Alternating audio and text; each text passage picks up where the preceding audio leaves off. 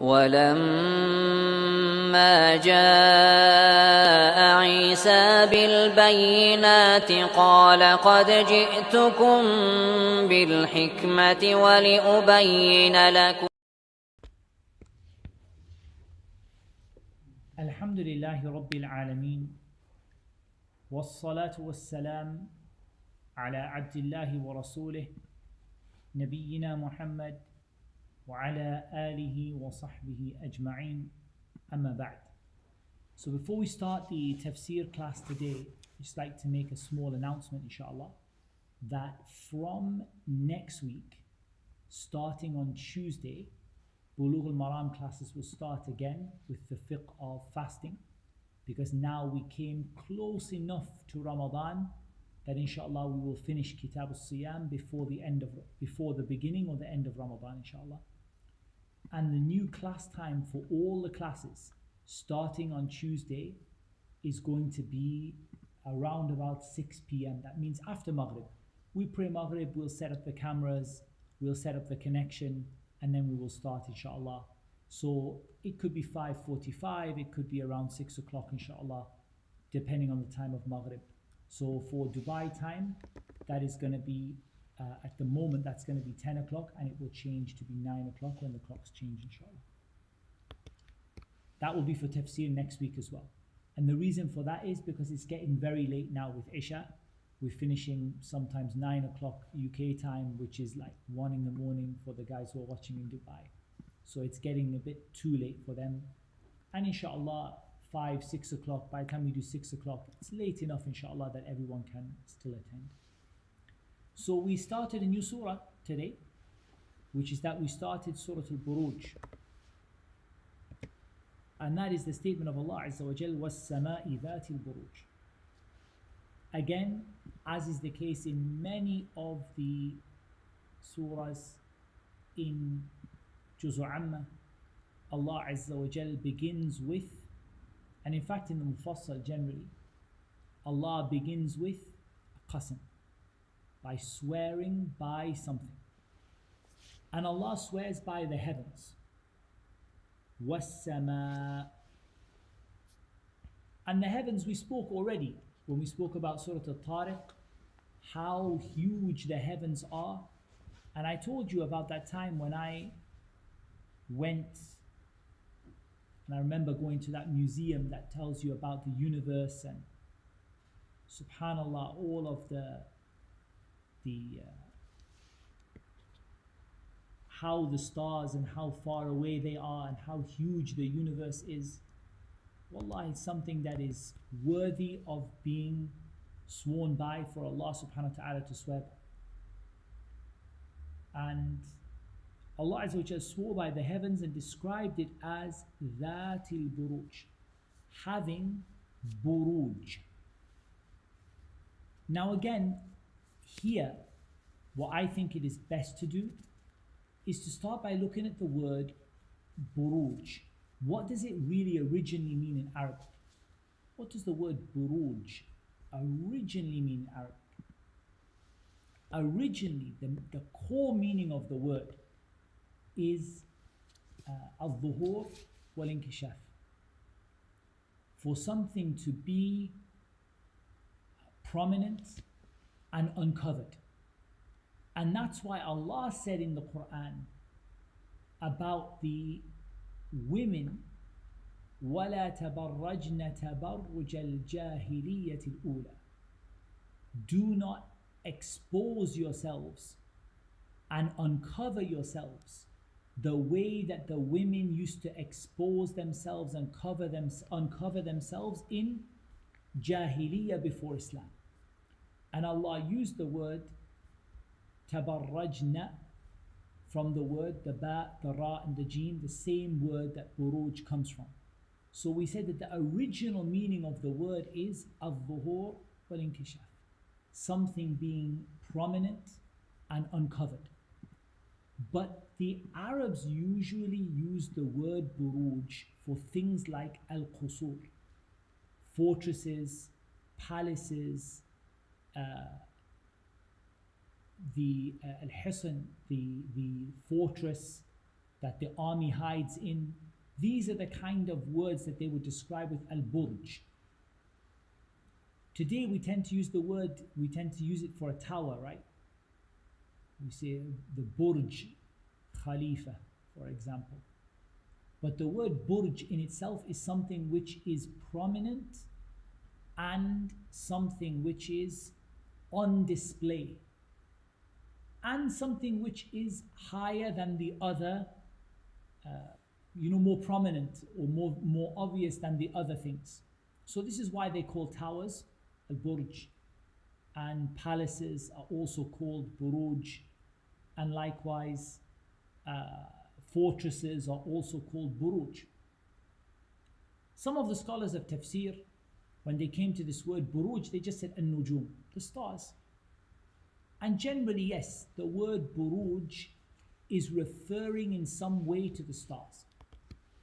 Ibn Jarir, rahimahullah ta'ala, he said it refers to the manazil of the sun and the moon.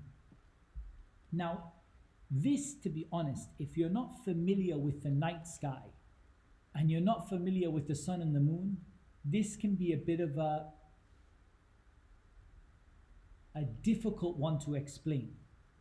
But Ibn Ashur, rahimahullah ta'ala, explains it very, very well. Ibn Ashur, he explains it very, very well. And effectively what it means is, when the sun sets for each month of the year in the place, and that's a solar month like January, February, March, for each month of the year, when the sun sets, it sets in the place of a certain group of stars. So for example, if today in February you were to go out and watch the sunset and stay watching where the sun set, there would be a certain group of stars appear in the place where the sun set. And in March, it will be a different set of stars. And in April, it will be a different set of stars. And in May, it will be a different set of stars. And these sets of stars, what we call constellations, the Arabs used to give them names like we give them also names. The constellations have names. People talk about the Big Dipper, and they talk about the I know them in Arabic, I don't know them in English. They talk about the one that looks like an arrow, and the one that looks like Orion, and so on like that. So they have names for them.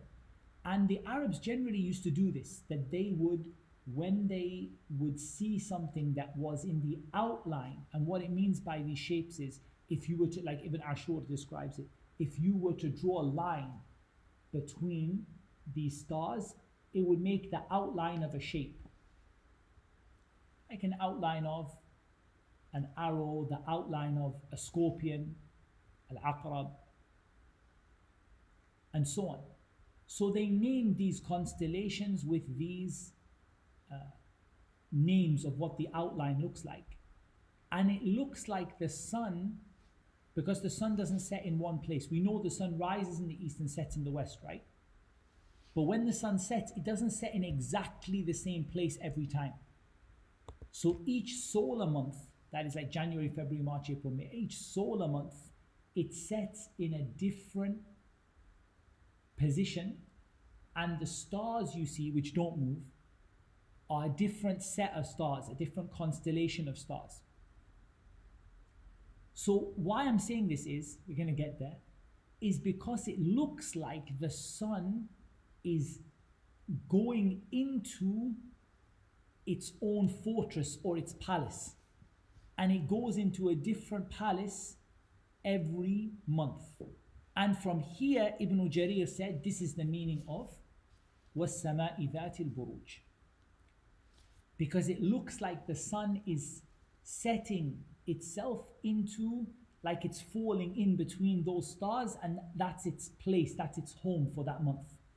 As for the moon has I think 18, if I'm not mistaken, different positions. But the moon doesn't change every month. The moon changes every 2 and a bit days.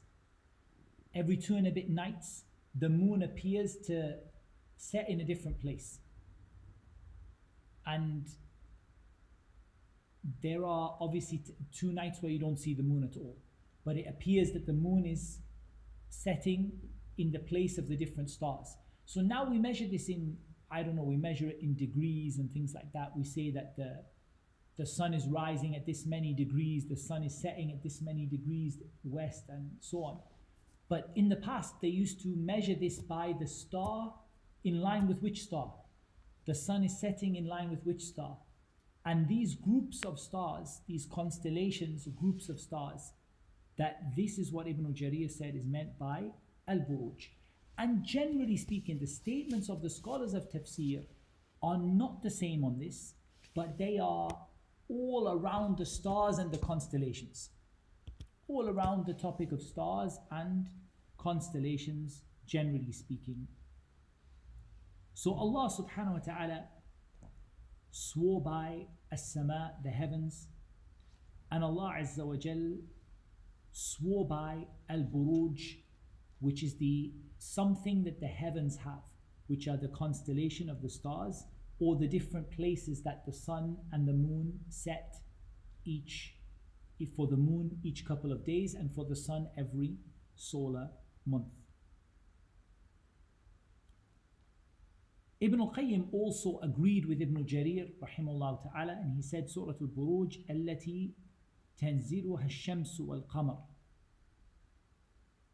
He said Al Burooj, those that the sun and the moon set in, these constellations, which appear to be like palaces. He said فسرت بالنجوم أو نوع منها. He said the scholars described it to be the stars or some of the stars. وفسرت بالقصور العظام, and it's been described as huge vast palaces. وكل ذلك من آيات قدرته وشواهد وحدانيته. He said all of this, the stars, the constellations, and these huge palaces in the sky. Some of them said the palaces belong to the angels. Some of them said Al Burooj, they are the palaces of the angels. But Ibn al-Qayyim, he said all of this is from the ayat of Allah. All of this are from the signs of the power of Allah and His oneness. And this is what's intended. And this is what we were trying to say, and we've been saying for so long when it comes to, don't get yourself lost when it comes to the Quran in side topics like science and things like that. And I don't want to get into it again because we're going to have another discussion again, but don't get yourself distracted. The Quran didn't come to teach you physics. It came to teach you the oneness of Allah. That's why Allah subhanahu wa ta'ala mentioned Al Burooj, because these Burooj, these fortresses in the sky, these constellations which are like fortresses in the sky, they are there to show you the power of Allah and the oneness of Allah.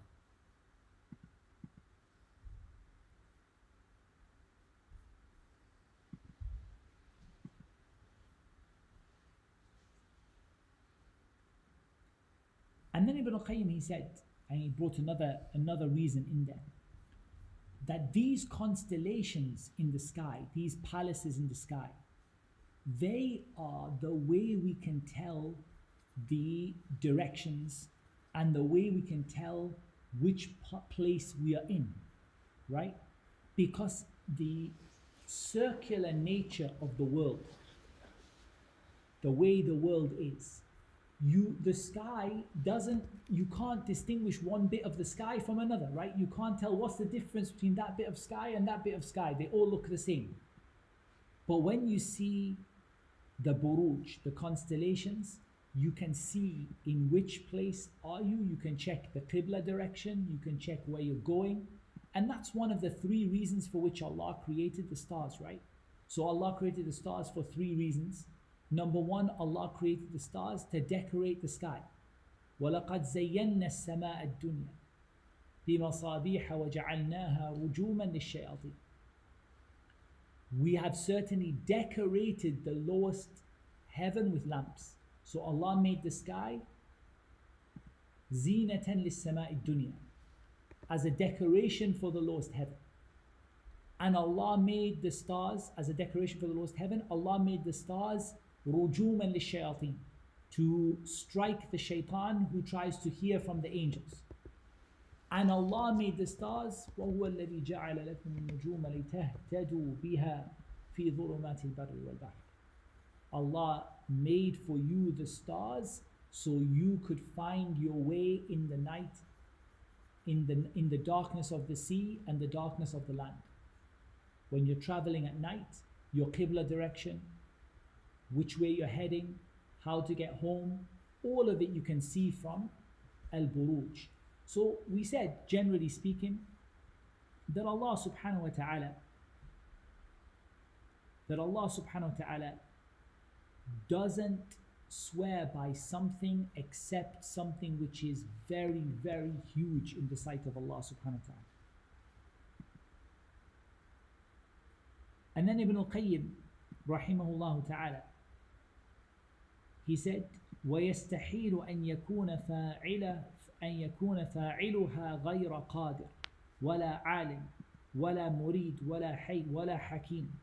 He said it's impossible that the one who made these stars in these shapes, in this order, with this purpose, it is impossible that the one who did this does not have ability or knowledge or irada, will, or is not living, or is not the most wise.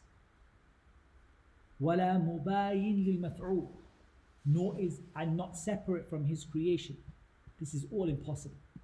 So when you look at these stars with this purpose, you see that Allah subhanahu wa ta'ala has infinite ability and power, infinite knowledge, his will is carried out, everything he does has a wisdom, and he is separate from his creation. And all of these things you can see just by thinking about the creation of Allah in the stars. And Ibn al-Qayyim, he said, وَهَذَا وَنَحْوُهُ مِمَّا هَدَمَ قَوَاعِدَ الطَّبَاعِيَّةِ وَالْمَلَاحِدَةِ وَالْفَلَاسِفَةِ الَّذِينَ لَا يُثْبِتُونَ لِلْعَالَمِ رَبًّا بَائِنًا قَادِرًا فَاعِلًا بِالِاخْتِيَارِ عَالِمًا بِتَفَاصِيلِهِ حَكِيمًا مُدَبِّرًا لَهُ. He said this alone, it destroys all of the beliefs of the atheists and the philosophers and the people who believe in nothing but nature, Mother Nature. Those who do not believe that this world has a Lord who is separate from it, who is able, who is capable of doing whatever he wants, who is knowledgeable of every single part of his creation, who is wise and who is in control of it. وَالْيَوْمِ الْمَوْعُودِ وَشَاهِدٍ وَمَشْهُودٍ. Ibn Kathir rahimahullah ta'ala, when he came to Al-Yawm Al-Maw'ud, Al-Yawm is a day, and Maw'ud is something which has been promised, the promised day. He narrated the hadith of Abi Hurairah that the Messenger of Allah sallallahu alayhi wa sallam, he said, Al-Yawm Al-Maw'ud Yawm Al-Qiyamah. He said, Al-Yawm Al-Maw'ud Yawm Al-Qiyamah. This hadith in any case,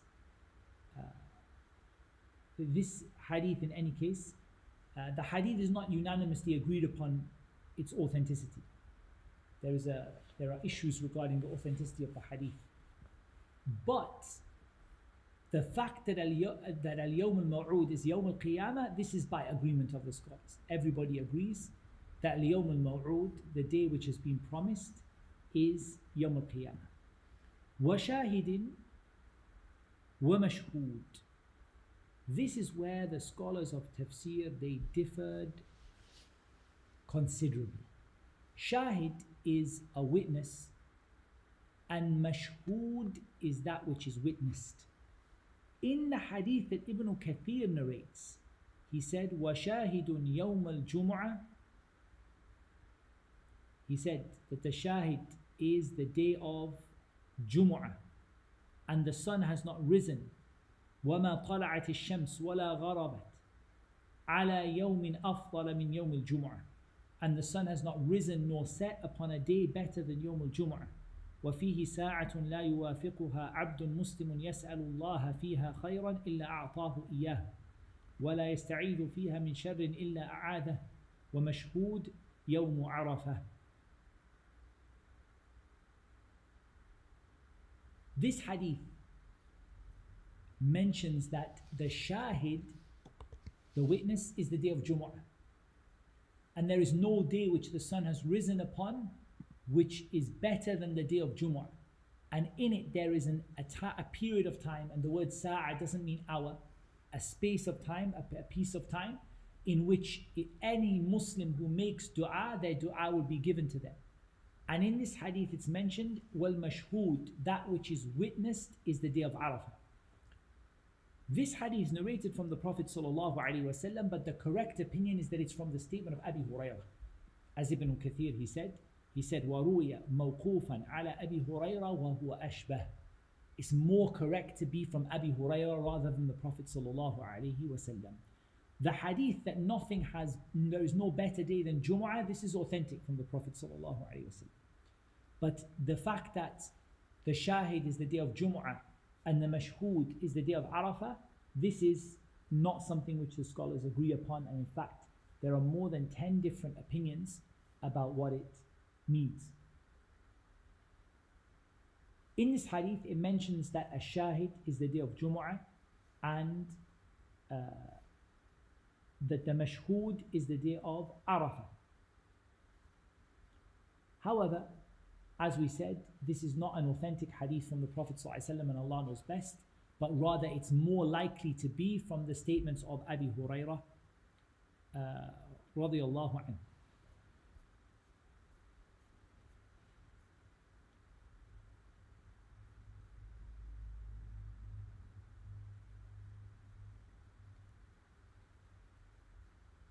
Some of the scholars of tafsir, they said, the shahid, the witness, is everything that will bear witness on the Day of Judgment. So they connected it to the previous ayah. And we sometimes see that differences in tafsir are sometimes not because of, the reason is which ayah you connect the ayah to. So some of them, they connected it to the previous ayah.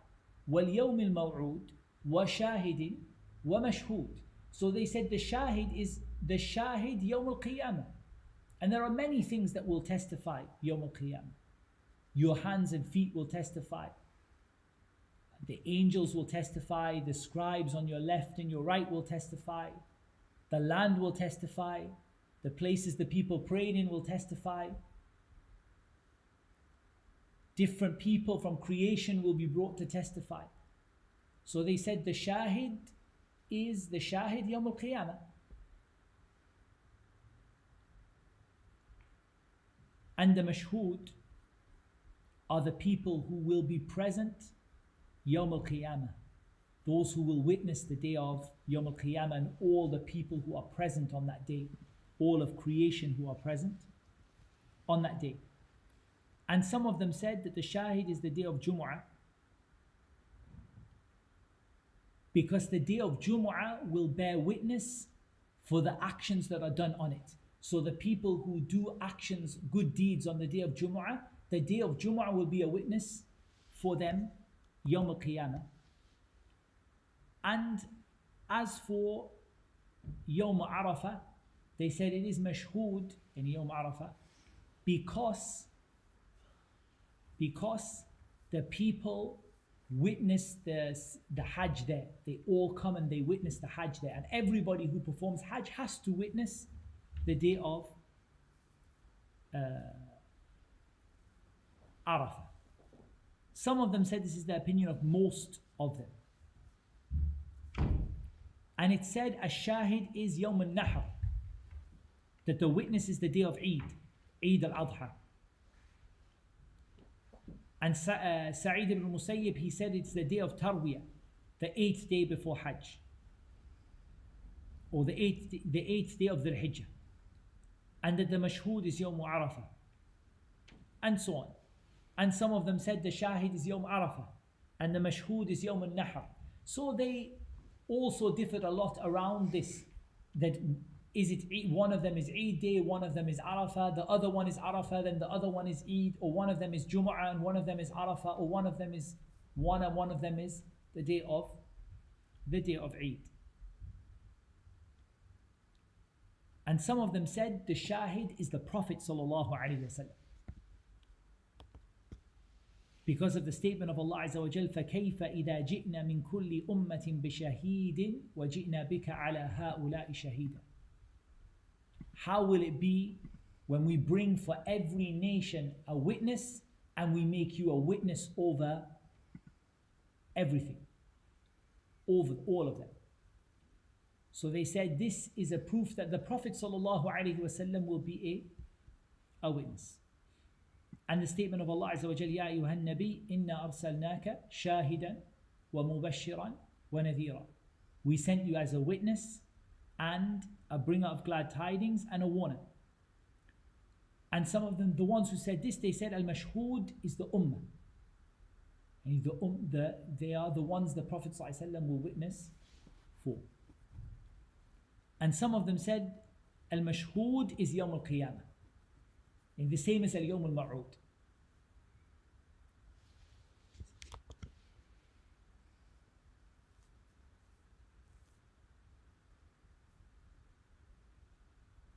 And some of them said the Shahid is all of the prophets who will bear witness over their nations, and the Mashhood are the nations that they will bear witness over. And there are various different combinations of those opinions. Some of them said the Shahid is al-a'da. It's the parts of the body that will bear witness. يَوْمَ تَشْهَدُ عَلَيْهِمْ أَلْسِنَتُهُمْ وَأَيْدِيهِمْ وَأَرْجُلُهُمْ بِمَا كَانُوا يَعْمَلُونَ. On the day when their tongues and their hands and their legs will bear witness for what they used to do. What can we say about this then? How do we reconcile all of these? Is it possible? Do we have to say that one is right and one is wrong? Is it possible for us to bring all of these different opinions together into something that ties them all together? So we all agreed unanimously that al-Yawm al-Maw'ud is Yawm al-Qiyamah. But al-Shahid and al-Mashhood, is it the Prophet? Is it the day of judgment? Is it the day of Arafah? Is it the day of Jumu'ah? Is it the day of Eid? Is it the 8th day of the Hijjah? All the different combinations of the above. Is it the prophets or a prophet or our prophet? Or is it the limbs of the body? A lot of different opinions. More than 10. Way more than 10 different opinions. How can we bring it all together? Did we have any ideas from the people watching on YouTube?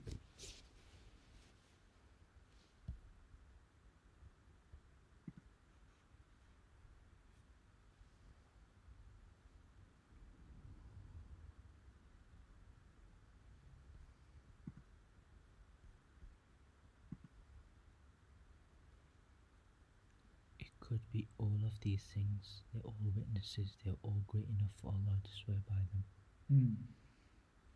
They're all witnesses. That's good. They are all witnesses. And they are all great things that deserve to be sworn by Allah subhanahu wa ta'ala. That's true. But how can we bring the tafsir together and say, how can we say that, how can we bring these opinions together into one thing?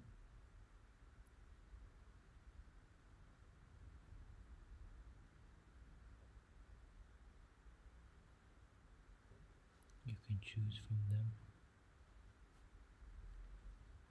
Not that you can choose.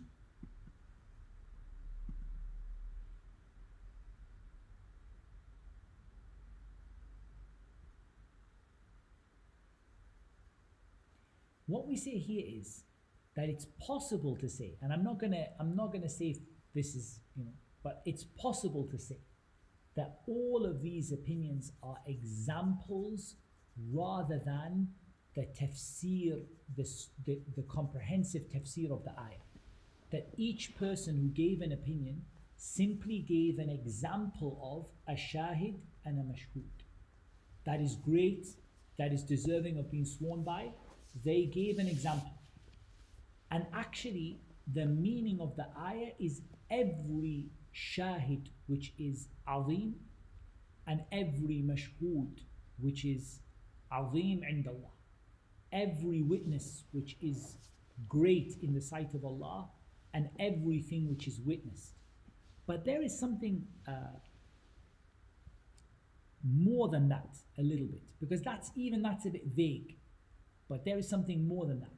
And that is, if you look at the context of the surah is telling us about Yawm al-Qiyamah. And it's telling us about what happened to the people who came before. Ashab al-Ukhdud tells us about Fir'aun, about Thamud, and so on. So Yawm al-Qiyamah and what happened to the nations that came before. So the surah is in a situation of making people scared, right? The context of the surah is for people to be scared of Yawm al-Qiyamah and scared of what happened to how Allah destroyed the previous nations. So in this context, wa shahidin wa mashhud, you can take it in that context. That the witness here is something which will a witness which will drive fear into the people. So the fact that your hands will bear witness, that your legs will bear witness, that the prophets will bear witness to those who followed them and those who denied them and those who turned away. The fact that the earth will bear witness to what was done upon it. The fact that these huge days come by where the people's deeds will be made clear and the days themselves will bear witness to what happens. And the vastness of Yawm al-Qiyamah and the severity of it, all of this is intended by the ayah, and Allah Azza wa Jalla knows best. And the examples given, they don't have to be taken one only and say this is what is meant. Rather, to be honest, you can't take one and say this is what is meant, because you don't have an authentic hadith to do so. And because you don't have an authentic hadith to do so, you really don't have one way to prove that this is better than this one. But you say that all of them are examples of things which will be witnessed, and people who will witness, and creation that will witness, that will put fear into the hearts of those who reject the religion. Ibn al-Qayyim rahimahullah ta'ala, and by the way, the idea that this is a tafsir bil mithal, that was the decision of Ibn Jarir al-Tabari and Ibn al-Qayyim rahimahullah ta'ala, rahimahumullah ta'ala. They both said that these are examples of everything which is witnessed. So Ibn al-Qayyim rahimahullah ta'ala, he said,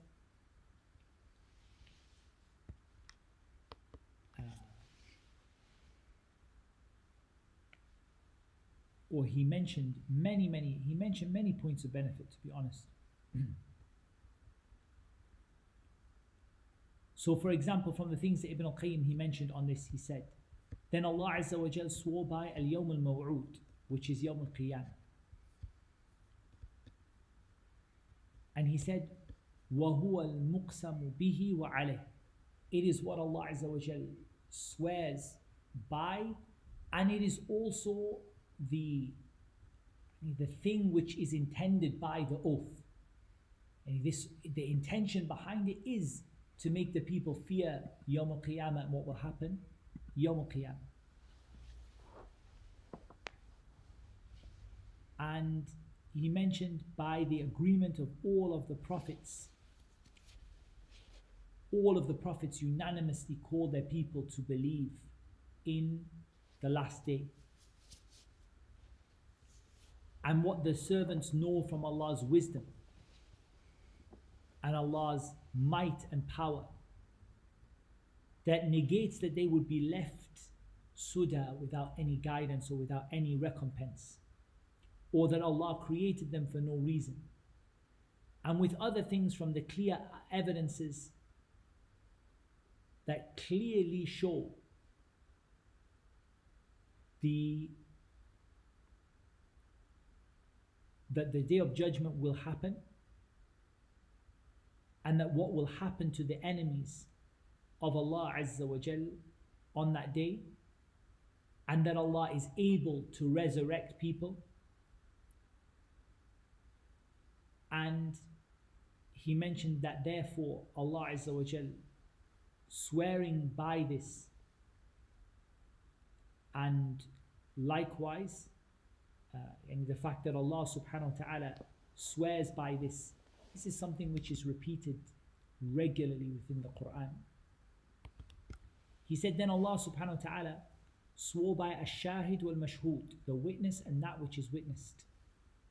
And he said mutlaqayni ghayra mu'ayyinayn, general rather than meaning any specific witness. It's a general statement. And more it's something which is wa'amma al-ma'ani, the most general of meanings, is that it is the one who perceives and the one that is perceived, the one who has knowledge and that which is known. So Ibn al-Qayyim, he took it to be the widest of the meaning, everything, the one who has knowledge of something and that which is known, most general, and it covers everything. That which sees and that which is seen, and this is the most deserving of the meanings for it to have. And whatever other statements have been mentioned, they are examples, not specific tafsir of the ayah. They are examples rather than specific tafsir of the ayah. He also mentioned the link between these different things. He said, so if it was said, what is the link between these three things that were sworn by? So what was sworn by? Sama'i Al Burooj, wal Yawm Al Maw'ud, wa Shahidin wa Mashhud. What's the link between them? He said, Hiya bihamdillahi fi ghayat al-irtibat. The link is very strong between these three. And swearing by them covers everything in the dunya and the akhirah. And every one of them is an ayah independent of Allah's lordship and deserving of being worshipped. So Allah swore by Al-Alam Al-Uluwi. He swore by the heavens and what it contains of the constellations, which are the greatest of places and the most vast of places. And the most huge and vast places and the greatest of them are the heavens and the constellations, right? They're the biggest things and the vastest things. ثُمَّ أَقْسَمَ بِأَعْظَمِ الْأَيَّامِ. Then Allah swore by the greatest of days, either Yawm al-Qiyam, or He swore by the greatest of days, which is Yawm al-Qiyam. وَأَجَلِّهَا قَدَرًا, and the one that has the most status in the sight of Allah, the one that Allah's dominion will be shown clearly in, as will Allah's command and prohibition, and His reward and His punishment. And Allah will gather together all of His beloved, and all of the enemies of Allah will be gathered together, and Allah will judge between them with knowledge and justice. Then He swore by something more general, and that is every witness and everything that is witnessed. And this is suited to what is going to come. And this is why I think Ibn al-Qayyim really mentions what we need. He said, this is suited to what is going to come. When he mentions Ashab al-Ukhdud, who tortured the beloved of Allah. So here now, if we stop for a second, Qutila Ashab al-Ukhdud.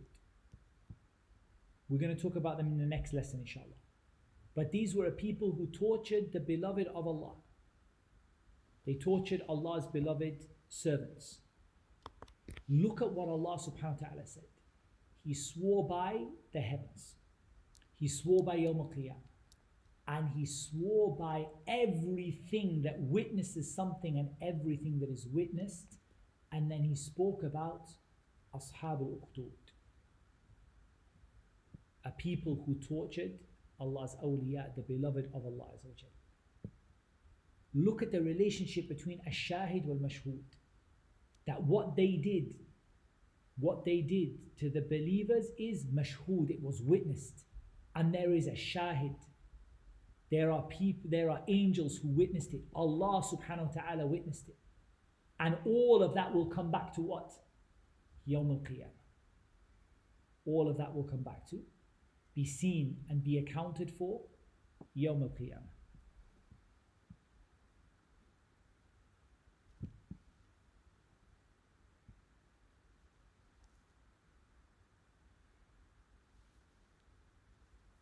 It's also said, and another point that Ibn Qayyim rahimahullah ta'ala he mentions here, that another way you can also mention is that as for what is mashhud, Allah subhanahu wa ta'ala is the shahid over everything. Allah is the witness over everything, right? Nothing escapes the witness of Allah. Inna Allah kana alaykum raqiba. Allah is always watching over you. So you remember that everything you do is being witnessed. And Allah is a witness over everything. This is also another point. And that Allah subhanahu wa ta'ala will therefore recompense them Yawm al-Qiyamah for what they did, either good or bad.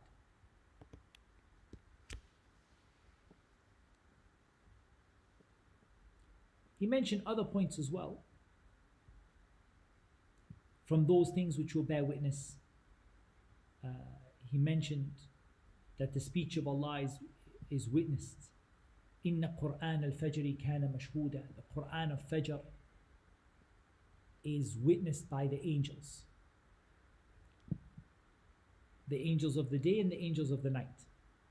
And he also mentioned the witness of the believers and others as well.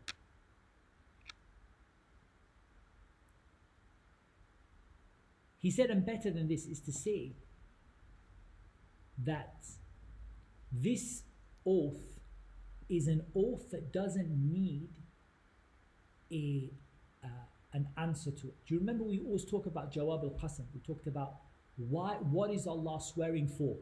What's the reason why Allah swore by these things? Here Ibn al-Qayyim says it doesn't need a reason. He said it doesn't need a reason. Because these things on their own are intended for on their own like that. We also said that, I think about in Surah Al-Fajr, we said the same thing.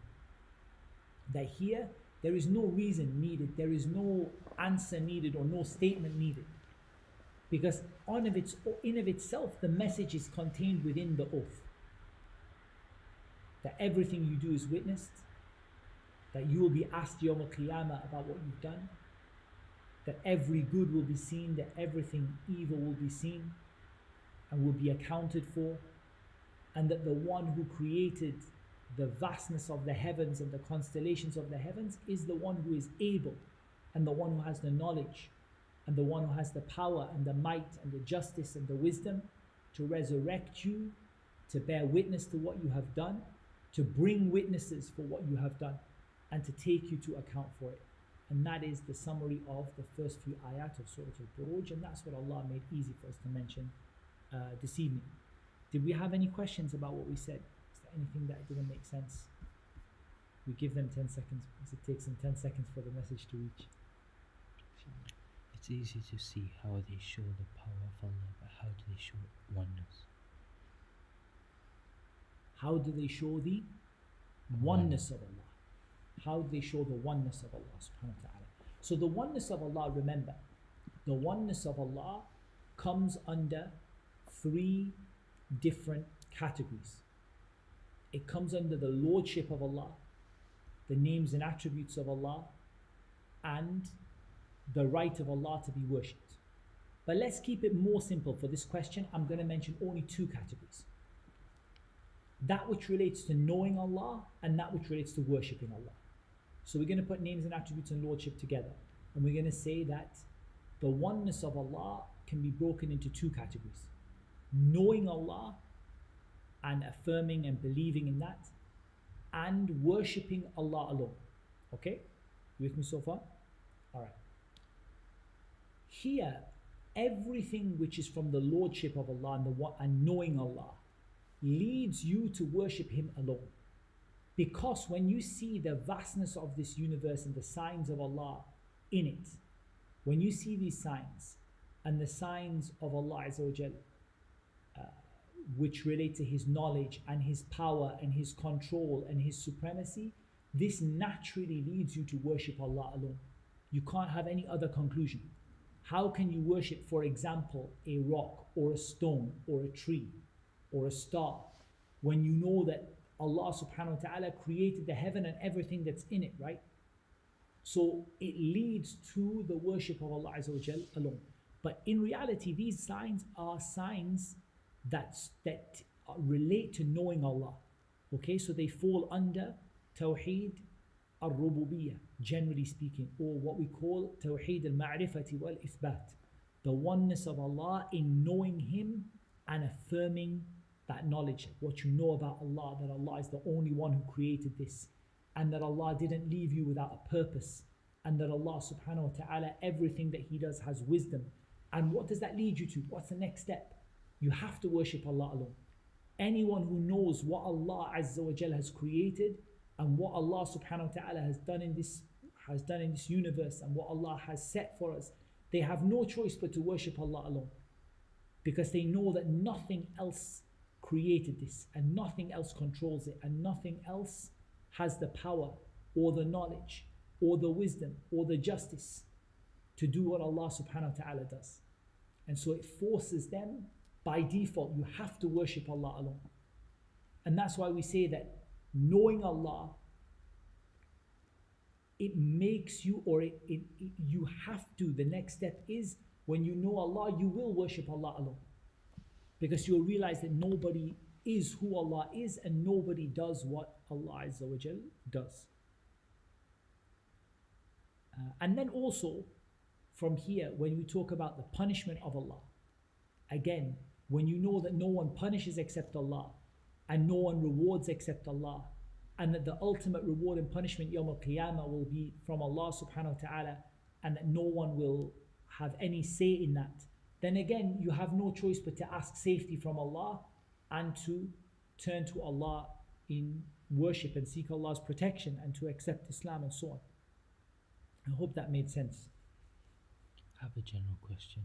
Why are there different opinions in tafsir, and how was the Quran related when it came down to the Prophet ﷺ? Were the questions not asked at the time, for example?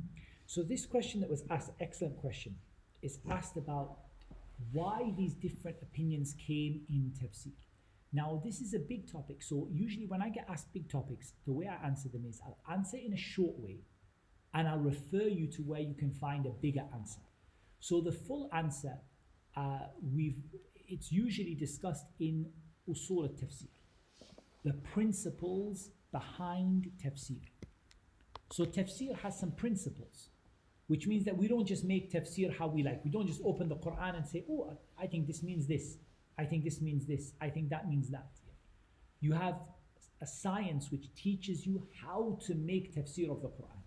This science is called usul al-tafsir, the fundamentals of tafsir. There is a book by Ibn Taymiyyah rahimahullah ta'ala called Al-Muqaddimah fi Usul al-Tafsir. And I have an explanation of this book, a small explanation, very small explanation. And I'm sure Sheikh Abdul Rahman Hassan has an explanation also on Al-Madrasatul Umariyah, and that's more comprehensive, inshallah. So if you were to go to that or to any other reliable source of information, inshallah, and to study the concept of usul al-tafsir, this would be answered in a lot of detail. But generally speaking, we're going to say the first point you need to know is that there is a science to tafsir. Tafsir is not random. No one is just picking, oh, I think this, I think this. Oh, that, I think it's Yawm al-Qiyamah. I think it's Arafah. I think it's last week. I think it's not like this. And there is a science and a reason for every single statement. The second thing you need to know is the vast majority of differences of opinion in tafsir, if the statements are authentic, are not ikhtilafu tadad. They are not contradictory. The Quran is vast and very, very deep. So each scholar speaks about the part that has become clear to them, but they don't contradict each other. For example, someone says, Ash-Shahid is the Prophet sallallahu alaihi wasallam. Do they have an evidence? Yes. Allah said, Inna arsalnaka shahidan wa mubashiran wa nadhira. We sent you as a shahid. So they said the shahid is the Prophet sallallahu alaihi wasallam. Others said the shahid is Yawm al-Jumu'ah because of the statement of Abi Hurairah, the Sahabi, who said it's Yawm al-Jumu'ah, it's the day of Jumu'ah. Some of the people have said the Prophet ﷺ said it's the day of Jumu'ah. So here, each one is speaking with evidence about what they know, but each one has taken a slightly different look at it. And others came and said, actually, this one and this one are not against each other. There's a way to bring them together, which is to say, every shahid, which is in the context of what Allah is saying, every witness is intended by the ayah, and so on. So there is no ikhtilaf in this. There is no contradiction in this. There's just people telling different aspects of something which is very, very deep and powerful. That's another thing that's important to note. Sometimes differences of opinion go back to the language, because the Sahaba themselves sometimes misunderstood the tafsir of an ayah, and the Prophet ﷺ corrected them. So yes, of course, we prefer the tafsir of the Quran with the Quran, the tafsir of the Quran from the Sunnah of the Prophet ﷺ, and much of this was asked and recorded. But also, there is the statements of the Sahaba, and much of the tafsir that we're mentioning here is originally traced back to the Sahaba. This is what Ibn Abbas said, this is what Abi Hurairah said, so it's going back to the Sahaba. But even they gave different examples of different things. Sometimes the difference comes down to language. For example, وَالْمُطَلَّقَاتُ يَتَرَبَّصْنَ بِأَنفُسِهِنَّ ثَلَاثَةَ قُرُوءٍ. Divorced women must wait before getting married for 3 quru. Now the Sahaba, they took this word, they understood it. But the word quru in Arabic has 2 opposite meanings. It's a word that is used for 2 opposite things. It's used for al-tuhr, purity, and it's used for al-hayd, menses. And the word in Arabic is used for both. So for that reason, some of the Sahaba took it that way and some took it that way. And some of the scholars of tafsir followed it that way and others followed it that way, because the word has 2 usages. And so on. And so this is something, inshallah, you'll learn a lot more about in usul tafsir. But honestly, it's not something you should overly worry about, because most of the time, there isn't really a true difference of opinion. There are just many, many examples or different aspects or different applications to the ayah, when actually the ayah supports all of them or most of them. And sometimes you find the odd tafsir which is a bit distant from the, you say, no, this one, I don't think this one seems to be very far away from what is intended and so on. But this is a science like all of the sciences of Islam. It has depth, it's complicated, has a lot to learn in it. But I would say if you were to go through usul al-tafsir, it's a simple lesson on usul al-tafsir, inshallah. it will become very clear about what is perceived to be differences of opinion in the science of tafsir. Okay, that's it for today, inshallah. The next tafsir class will be earlier than it is now. It will be, inshallah ta'ala, starting around about 6 o'clock UK time, which is around about 10 o'clock Dubai time, inshallah ta'ala, and that will be from next week. As for the kids class, it will be the same time for this week, but it will change the time for next week, inshallah. Jazakumullah khairan for watching. Please subscribe, share, and you can visit muhammadtim.com.